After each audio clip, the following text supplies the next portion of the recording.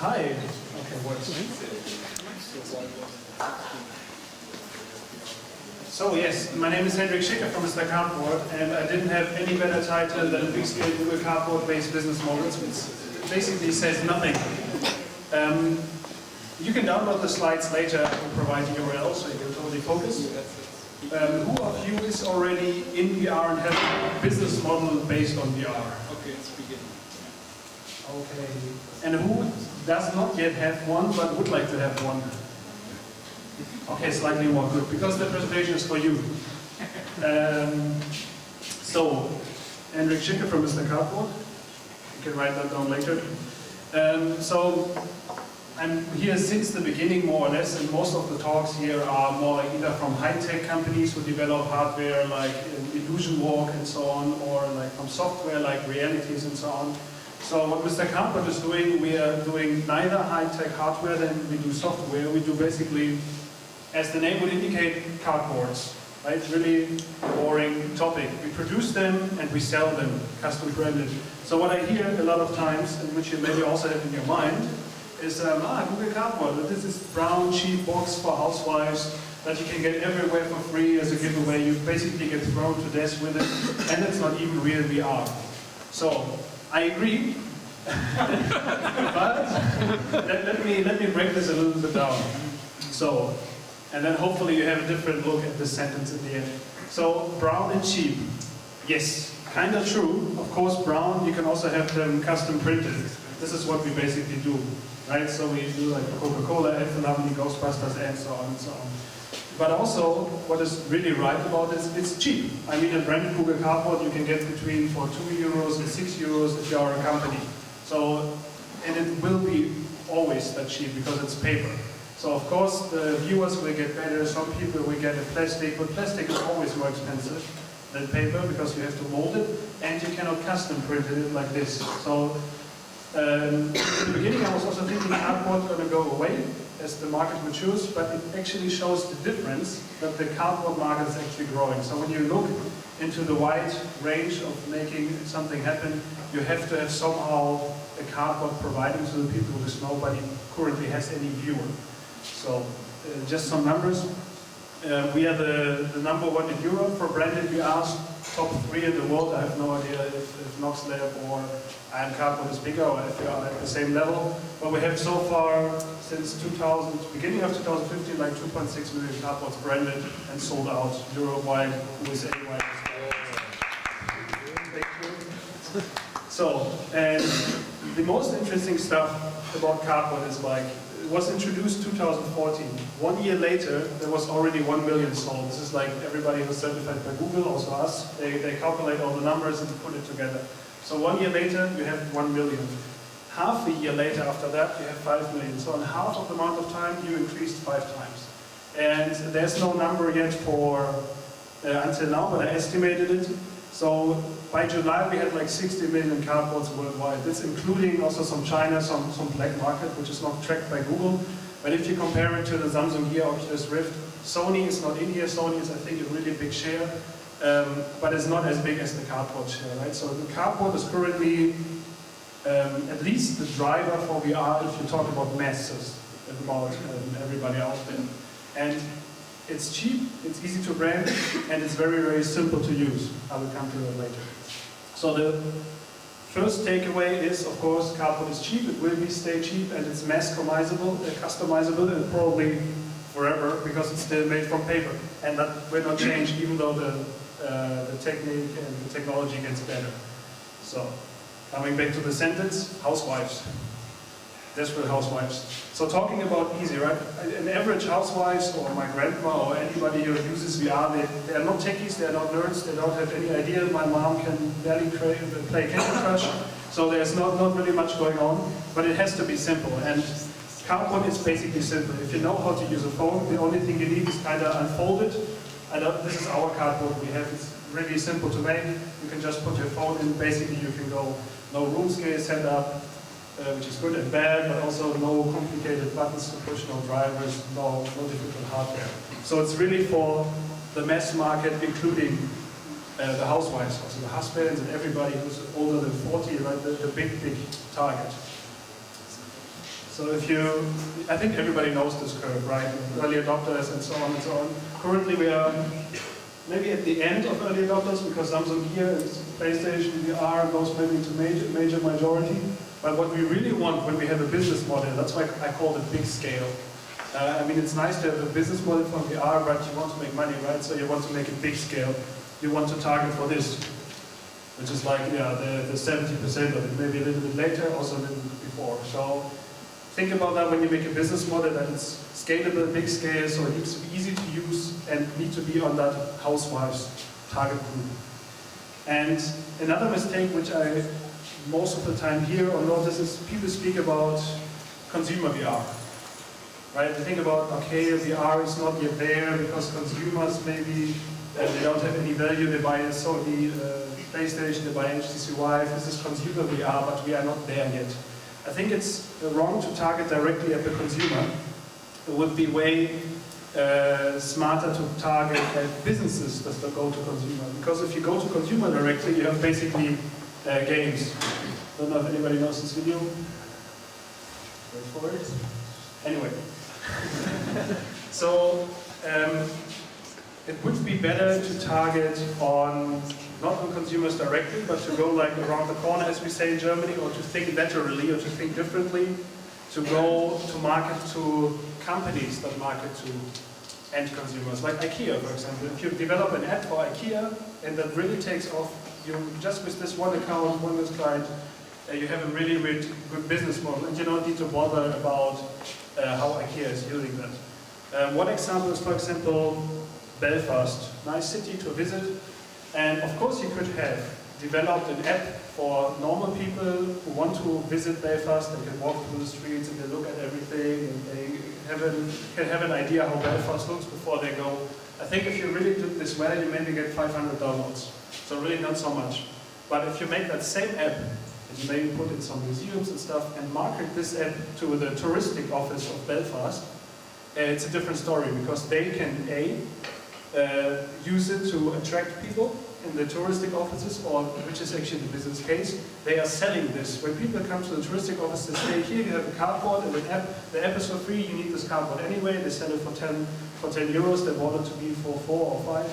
So they're really making the money with the cardboard itself, because it's a connected business model. You can have the app, but you need the cardboard, so you sell the cardboard together with the app. Right? So you as a developer, you develop this business case, market it to Berlin City, for example, or Hamburg City, or whatever, and this is how you can generate value and go for a good business model. Keep that in mind. So target for the big markets, which is the housewives, and think around the corner, right? Go B2B to B2B, or B2B to B2C, or B2B to B2C. Just look for B2B is business to business, right? Business to business, customer. So like go around the corner, because businesses have money. Next one, everywhere. That is true. So when you go to the CES or IFA or whatever fair, I think it feels like at least that every 10 person has like an Oculus Rift, and they're also giving away cardboards, which is good business for me. But they're really everywhere. So this is the chart as before. So because the other headsets are very limited out there, that's why they need to distribute cardboards to sell their idea. And even if you look in the Daydream OS, you see, for example, Netflix or HBO, they actually have their app there, so they're targeting on the Samsung Gear also, and also on Daydream.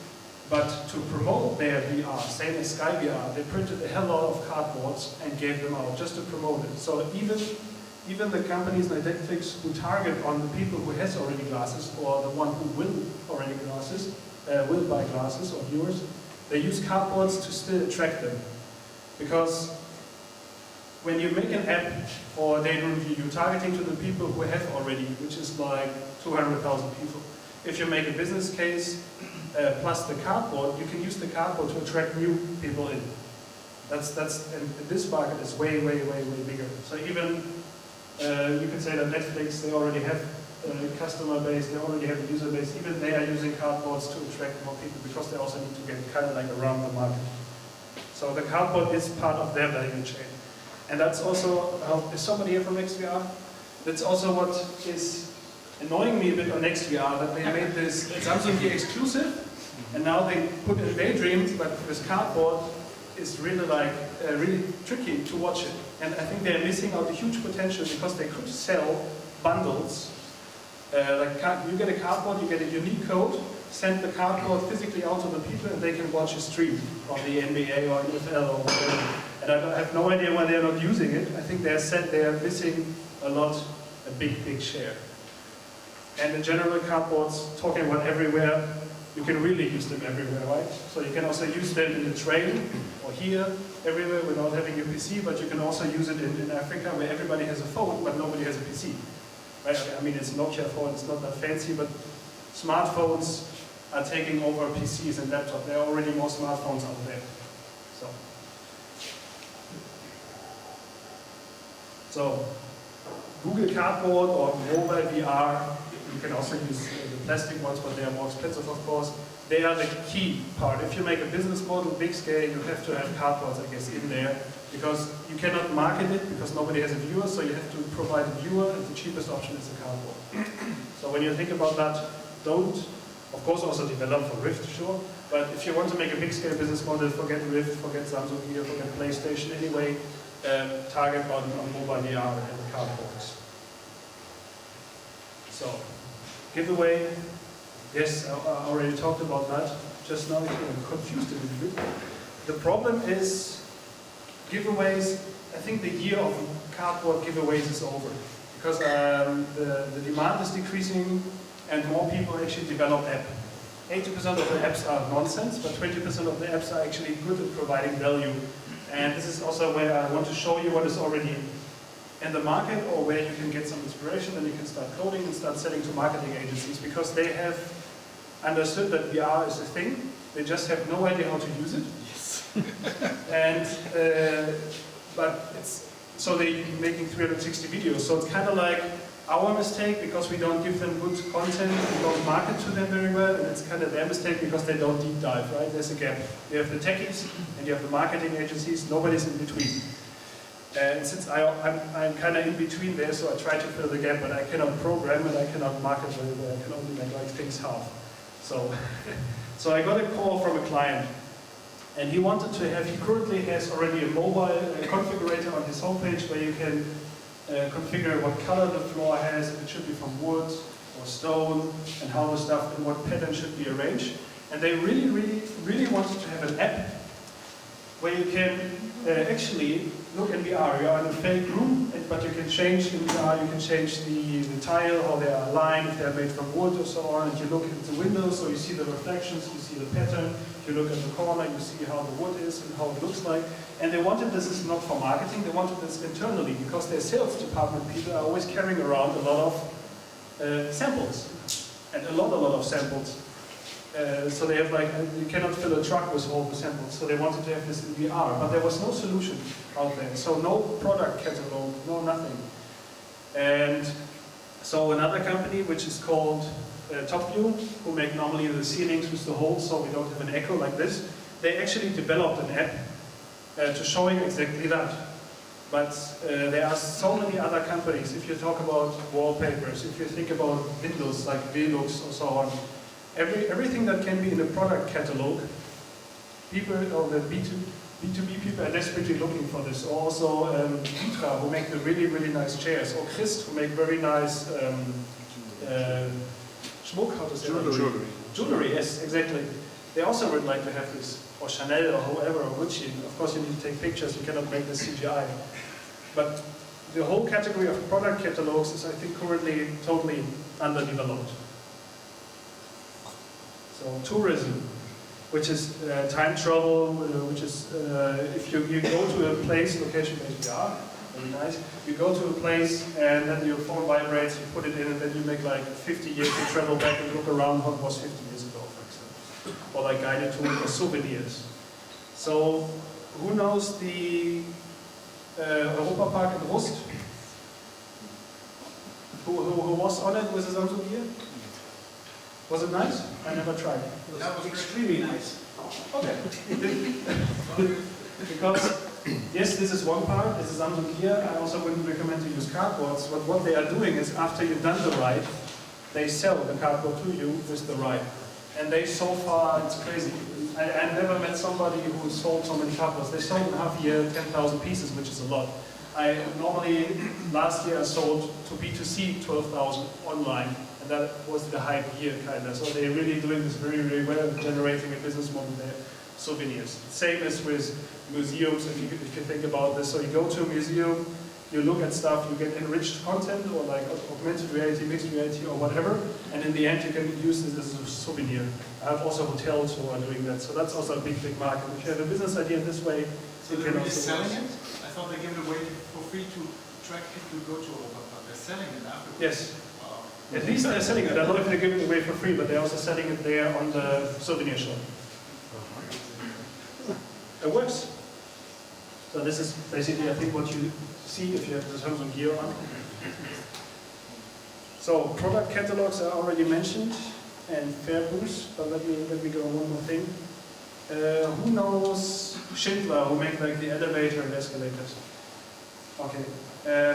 When I was still business consulting, I was consulting their spare part business. This is not their spare parts, but the biggest problem is they have like 40,000 different spare parts. And the problem, and when somebody in Switzerland has a broken elevator, the guy goes there, and then he sees something is broken, and then he will order like 20 spare parts, 30 spare parts, because he doesn't know which one fits. And everything goes same day express. So they have like millions of euros or Swiss francs in shipping costs only. So they developed a catalog where you can actually go through a lot of spare parts. So they took a picture, everything in 3D in a white box, but it's still flat. And it helps a bit. But if you think about it, it would be mixed reality, so you can actually scale it and see it in scale directly in front of you.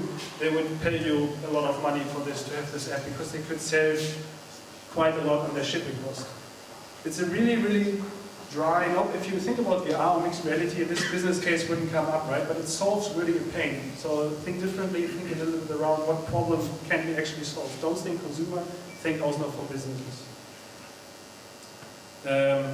Talking about catalogs, so AIDA and TUI are already, they always have the problem that when you look at the pictures, you cannot, or I cannot imagine how the room looks. Also, you don't believe the pictures because they are basically fake, right? So the TUI is using 360 pictures, which are more, of course they're also photoshopped, but they are perceived more real. And of course people have a feeling how big it is really. And especially for cruise ships, where you have like a real difference between 12 square meter and 15 square meter, it doesn't say much as 3, but it looks bigger and it costs way bigger. So they can really upsell their cabins. That's why they're using only the ship. They don't have any hotels, they use it mainly for ships. Okay. Of course, education is the biggest driver. I think, I have no idea who said it, but they said 2017 education going to be the biggest driver, but the problem is education doesn't have money so much. So there are already some nice things.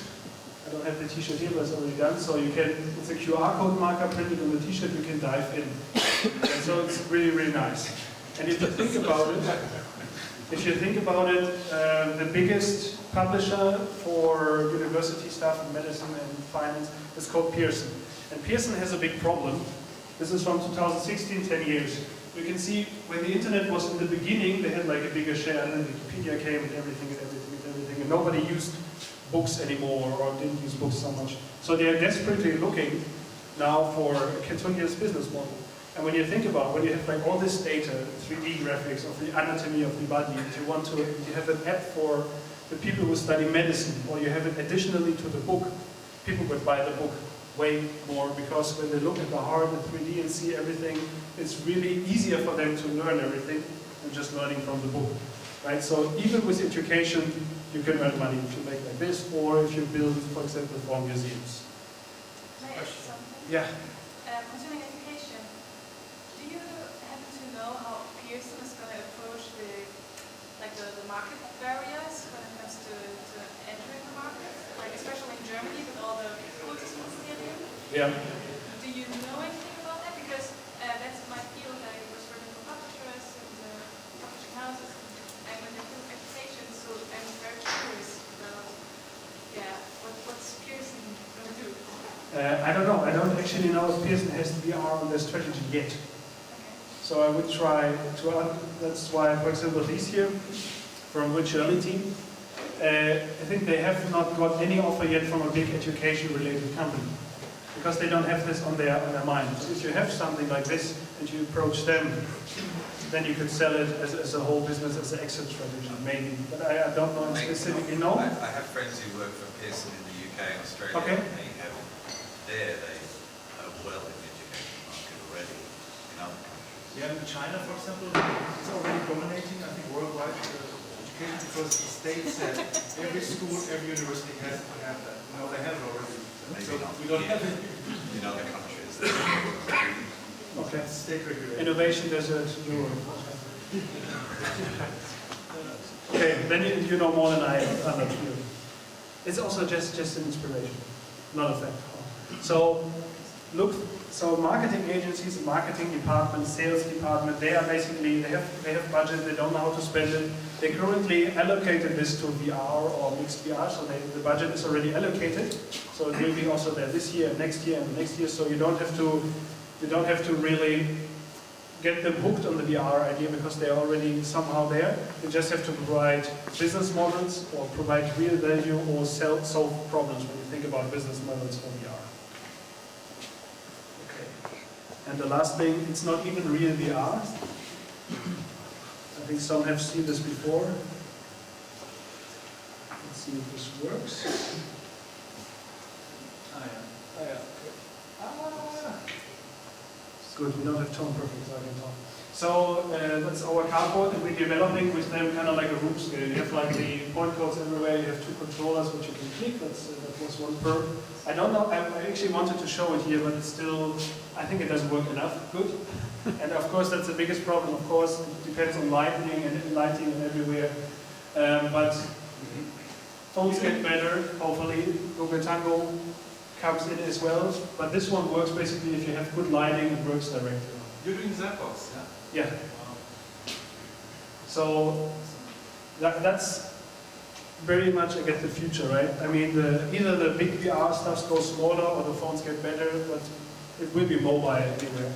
Anyway. So.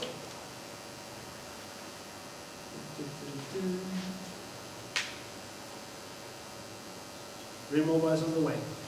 So, when you see this sentence or hear it sometimes from somebody, then you know what is behind every word. You can think about it, what potential is there, and think about some business ideas or anything. And I'm happy if somebody calls me a brainstormer. I really like this kind of stuff, because then when companies call me, I can connect and see what I can help. Yes. Thank you. You can download the slides if you want.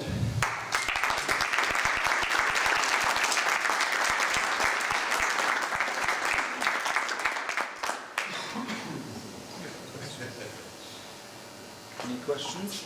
Ah, yeah, questions, true. Yeah, any questions? Yeah. Do you happen to know whether the Zappbox is stereoscopic, because it's only one camera? Yeah, good question, right? I think it's not stereoscopic. I don't know if they put in algorithms to calculate this. Currently, I think it's not. Or maybe it is, the camera is maybe fit in normal, but all the augmented objects, I think they are 3D, otherwise you cannot get the perception. Yeah, next question. Here. For how long do you think your business model will continue to work? Because at some point everybody probably have a VR headset, and then there's no point giving it away for free. Yes, so I had this fear already mid of 2015. Because I know cardboard is not sustainable. In the end, everybody has one, or the trend doesn't continue, or the hype is over. So by mid of 2015, I already started to make like cardboard plus businesses ideas, like to sell. You have a concert which is totally physically sold out, so you sell stream with on QR code, or which we did with Ghostbusters. You buy the cardboard, the DVDs inside, and you have additional content which you have there, also with a code related. But 2015 was way too early for that, because nobody had any understanding about this. So my next expectations would be, I think 2017 is still a good year for cardboard, and then it will go down, but it will never go away, because cardboard, I think, are still required. But where do you see yourself then? Because On the Cayman Islands. yeah, well, rich. But you want to replace your business model with all these ideas, marketing, business. If somebody has a really good team with a good idea, I'm happy to put all my efforts in there. Currently, I'm totally eaten up by this business. I'm only doing that, and I do this like 24/7. I don't know if this continue or how it will be 2018, but I'm happy if there's somebody has a good idea or anything to go in there. Next question. Otherwise, later you can. No. If somebody wants to talk to me later, I'm the guy with the t-shirt in here, and the only one feeling quite cold. And of course, if you don't have a Christmas gift or you want to have a nice cardboard, you can buy ours. Very much currently, the question 12.90. I think I reduced them for Christmas. Good. One quick question. Yes. I think you have a very beautiful design. You've also made some innovations like the ball on the side and the mustache and so on. Okay. But how do you see your cardboard compared to the cheap, the real cheap brown cardboard? Like why do you go to the effort of doing all this? Yeah. So there are advantages and disadvantages. We don't have the button, for example. We have a cutout for the thumb. The button, for example, tends to always tip then against the phone. That's one issue. It's really a question of your gut. If you want to have bigger lenses, smaller lenses, we have smaller lenses because they work better with the eyes. And they are made in Germany, so you can actually make it wet. You can clean it, even though it's printed. It doesn't have any problem. The foam makes it nice, really nice fit on the nose. I mean, it's up to you to decide for yourself. I mean, that's a premium cardboard. We are in this segment. Okay, so